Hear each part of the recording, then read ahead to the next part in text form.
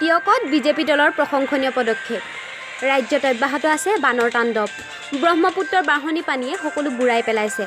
ঘৰ দুৱাৰ হা সম্পত্তিকে ধৰি শ শ বিঘা কৃষিভূমি এতিয়া পানীৰ তলত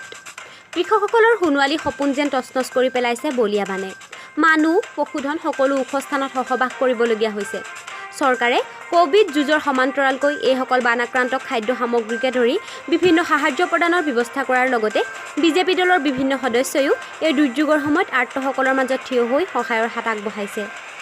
বিগত সময়ত ৰাজ্যিক বিজেপিৰ কাৰ্যনিৰ্বাহকৰ সদস্য তথা সমষ্টিৰ প্ৰভাৰী দেৱজিৎ বৰুৱাকে প্ৰত্যক্ষ কৰি দলীয় বিষয়ববীয়া বানাক্ৰান্তসকলৰ কাষত গৈ পৰিস্থিতিৰ বুজ লৈছে আজি যোৰহাট জিলা বিজেপিৰ উদ্যোগত তথা জিলা কৃষি বিভাগ আৰু ৰাইজৰ সহযোগত তিয়কৰ ৰজাবাৰী অঞ্চলত প্ৰায় 10 বিঘা মাটিত ধানৰ বীজ সিঁচা গৈছে যাতে পৰৱৰ্তী সময়ত বানত সৰ্বশ্ৰান্ত হোৱা কৃষকসকলৰ মাজত বিতৰণ কৰিব পাৰে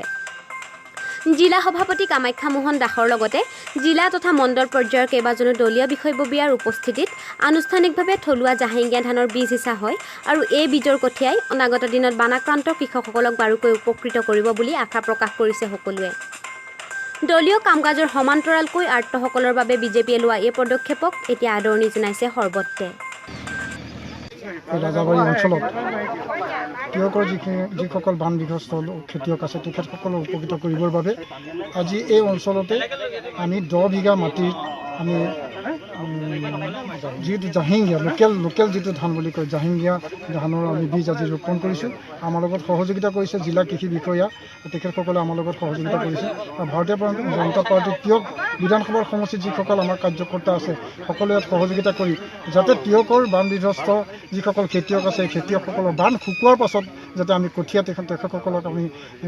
ৰোপণৰ কাৰণে আমি বিতৰণ কৰিব পাৰোঁ আৰু ইয়াৰ মাধ্যমে খেতিয়কসকলে যাতে উপকৃত হয় আৰু আমি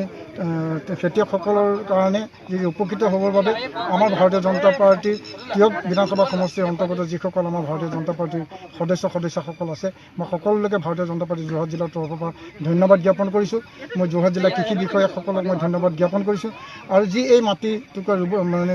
কৰিবৰ কাৰণে যিসকলে আমাক সুবিধা প্ৰদান কৰিলে তেখেতসকলকো ভাৰতীয় জনতা পাৰ্টীৰ পৰা আমি তেখেতসকলক ধন্যবাদ জ্ঞাপন কৰিছোঁ তিয়কৰ পৰা বিশেষ প্ৰতিবেদন সংবাদ প্ৰবাহিকা।